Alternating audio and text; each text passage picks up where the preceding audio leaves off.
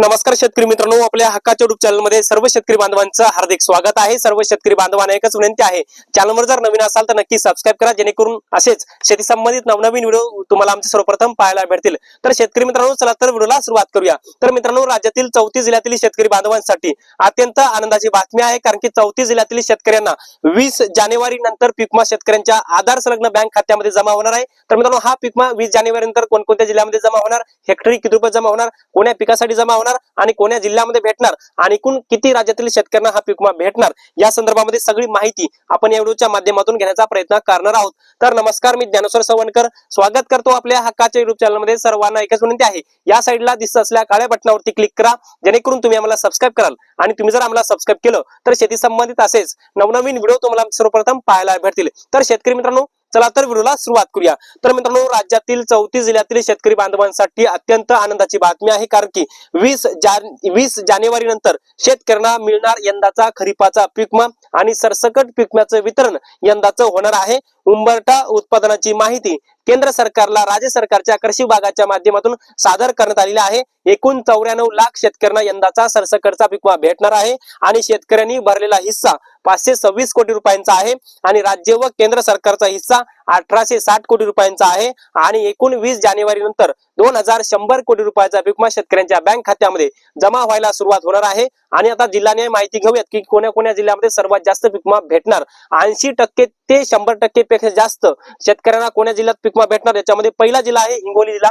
मित्रांनो, हिंगोली जिल्ह्यातल्या 5ही तालुक्यामधल्या, ज्याच्यामध्ये वसमत तालुका असेल, कळमनुरी असेल, सेनगाव असेल, औंढा नागनाथ असेल आणि हिंगोली तालुका असेल, या हिंगोली जिल्ह्यातल्या 5ही तालुक्यातल्या 30 महसूल मंडळातील शेतकऱ्यांना सोयाबीन आणि कापूस या दोन पिकाचा सर्वात जास्त पीक भेटणार आहे आणि हेक्टरी 30 ते 35 हजार रुपयापर्यंत या हिंगोली जिल्ह्यातल्या शेतकऱ्यांना यंदाचा सरसकटचा पीक हा मिळणार आहे आणि 20 जानेवारी नंतर हिंगोली जिल्ह्यातल्या शेतकऱ्यांना हा पीक त्यांच्या खात्यामध्ये जमा होणार आहे, अशी माहिती आपल्याला सध्या अपडेट वरून कळत आहे। आता मित्रांनो, दुसरा जिल्हा आहे पुण्यश्लोक अहिल्यानगर म्हणजेच अहमदनगर, आणि या जिल्ह्यातील शेतकऱ्यांना सुद्धा 20 जानेवारी नंतर पीक भेटणार आहे, कारण की या जिल्ह्याचा सुद्धा उंबरठा उत्पादनाची माहिती केंद्र सरकारला सादर झालेली आहे। त्यामुळे अहिल्यानगर जिल्ह्यातल्या एकूण शेतकऱ्यांना, एकूण आपण जर पाहिलं तर अहिल्यानगर जिल्ह्यातल्या शेतकऱ्यांना 80% पेक्षा जास्त पीक भेटणार, म्हणजे या जिल्ह्यामध्ये 30 ते 40 हजार रुपये प्रति हेक्टर सोयाबीन आणि कापूस या दोन पिकाचा पीक भेटणार आहे आणि अहिल्यानगर जिल्ह्यातल्या 90 पेक्षा जास्त महसूल मंडळातील शेतकऱ्यांना यंदाचा पीक भेटणार आहे। मित्रांनो, पुढचा जिल्हा आहे नांदेड जिल्हा। मित्रांनो, सर्वात जास्त नुकसानग्रस्त झालेला जिल्हा म्हणजे नांदेड जिल्हा आणि नांदेड जिल्ह्यातल्या एकूण 16 तालुक्यातल्या 93 महसूल मंडळामध्ये यंदाचा सरसकटचा पीक विमा वाटप होणार आहे आणि 20 जानेवारी नंतरच वाटप होणार आहे। उंबरठा उत्पादनाची माहिती या सुद्धा जिल्ह्याची केंद्र सरकारला सादर झालेली आहे।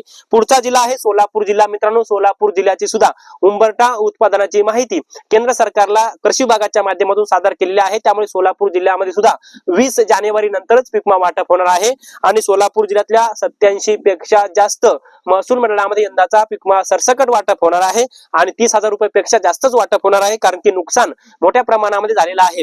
यानंतरचा जिल्हा आहे मित्रांनो छत्रपती संभाजीनगर। छत्रपती संभाजीनगर जिल्ह्याची अंतिम आकडेवारी मी तुम्हाला मागच्या व्हिडिओमध्ये सांगितली त्याप्रमाणे 50 पैशापेक्षा कमी आलेली आहे। छत्रपती संभाजीनगर जिल्ह्याची सुद्धा उंबरठा उत्पादनाची माहिती केंद्र सरकारला सादर झालेली आहे। त्यामुळे छत्रपती संभाजीनगर जिल्ह्यामध्ये सुद्धा 20 जानेवारी नंतर पीक वाटप होणार आहे। सोयाबीन आणि कापूस या दोन पिकासाठी सर्वात जास्त पीक या जिल्ह्यामध्ये वाटप होणार आहे।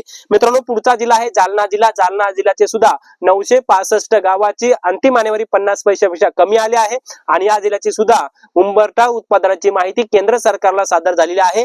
या जिल्ह्यामध्ये सुद्धा सोयाबीन, कपाशी या दोन पिकाचा पीक 20 जानेवारी नंतर शेतकऱ्यांच्या खात्यामध्ये हे वाटप होणार आहे। त्यामुळे या सर्व जिल्ह्यामध्ये सर्वात जास्त पीक भेटणार आहे, ज्याच्यामध्ये हिंगोली, नांदेड, अहिल्यानगर, सोलापूर, संभाजीनगर आणि जालना। त्यानंतर 75% पीक कोणत्या जिल्ह्यात भेटणार याची सुद्धा माहिती थोडक्यात बघूया। म्हणजे ज्या शेतकऱ्यांना 25 ते 30 हजार किंवा 35 हजार रुपयापर्यंत कोणत्या जिल्ह्यात पीक वाटप होणार, या सुद्धा जिल्ह्याची माहिती मी तुम्हाला सांगणार आहे। ज्याच्यामध्ये बीड जिल्ह्यातल्या 87 महसूल मंडळामध्ये 75% पेक्षा जास्त नुकसान आहे, त्यामुळे 75% पेक्षा जास्त पीक या जिल्ह्यामध्ये मिळणार आहे। सोयाबीन आणि कापूस या दोन पिकासाठी सर्वात जास्त पीक या जिल्ह्यामध्ये भेटणार आहे। त्यामुळे बीड जिल्ह्याची सुद्धा उंबरठा उत्पादनाची माहिती कृषी विभागाच्या माध्यमातून केंद्र सरकारला सादर झालेली आहे।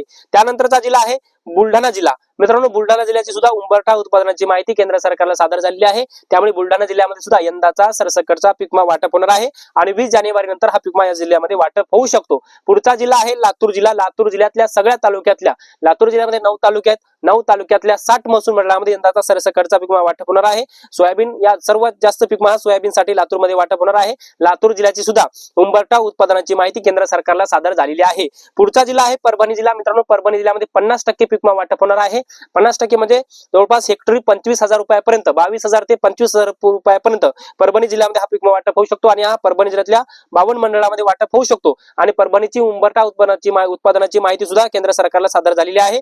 त्यानंतरचा जिल्हा आहे अमरावती जिल्हा. अमरावती जिल्ह्याची सुद्धा उंबरठा उत्पादनाची माहिती केंद्र सरकारला सादर झालेली आहे. अमरावती जिल्ह्यामध्ये सुद्धा यंदाचा सरसकटचा पीक विमा वाटप होणार आहे. 20 जानेवारी नंतर हा वाटप होणार आहे आणि सोयाबीन कापूस या 2 पिकासाठी हेक्टरी 30,000 रुपयापर्यंत वाटप होऊ शकतो. पुढचा जिल्हा आहे अकोला जिल्हा. मित्रांनो, अकोला जिल्ह्यातल्या 50 पेक्षा जास्त मंडळामध्ये यंदाचा पीक विमा वाटप होणार आहे. एकूण 52 मंडळे आहेत आणि 50 पेक्षा जास्त मंडळामध्ये हा पीक विमा वाटप होऊ शकतो. या जिल्ह्याची उंबरठा उत्पादनाची माहिती सुद्धा केंद्र सरकारला सादर झालेली आहे. या जिल्ह्यामध्ये सुद्धा 20 जानेवारी नंतर हा पीक विमा वाटप होणार आहे.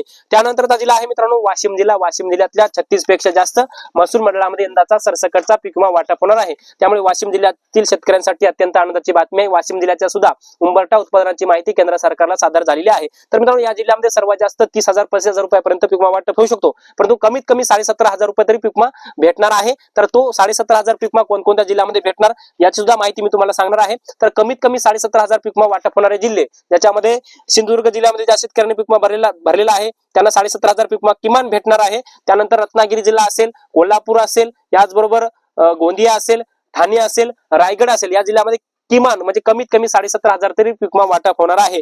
यानंतर मित्रांनो पाहायला गेलं तर नाशिक जिल्हा असेल, जळगाव जिल्हा असेल, या जिल्ह्यामध्ये सुद्धा किमान 17,500चा पीक विमा वाटप होणार आहे. त्यानंतर वर्धा असेल, सांगली, नागपूर, चंद्रपूर, पुणे या जिल्ह्यामध्ये सुद्धा कमीत कमी 17,500 तरी पीक विमा भेटणार आहे, कारण की नुकसान 34% पेक्षा जास्त झालेला आहे. मित्रांनो, पुढचा जिल्हा आहे नंदुरबार, भंडारा, गडचिरोली, पालघर, धुळे आणि सातारा या जिल्ह्यामध्ये सुद्धा कमीत कमी 17,500 तरी पीक विमा वाटप होणार आहे.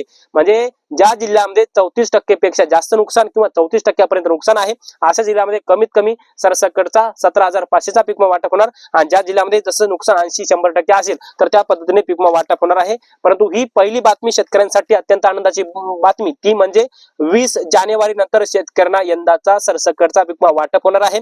आणि दुसरी आनंदाची बातमी म्हणजे जी उंबरठा उत्पन्नाची माहिती जिल्हा प्रशासनाच्या माध्यमातून, कृषी विभागाच्या माध्यमातून काढली होती, तर त्या उंबरठा उत्पादनाची माहिती केंद्र सरकारला सादर झालेली आहे आणि 94 लाख शेतकऱ्यांनी यंदाचा पीक विमा भरलेला आहे आणि या 94 लाख शेतकऱ्यांना यंदाचा सरसकटचा पीक विमा वाटप होणार आहे.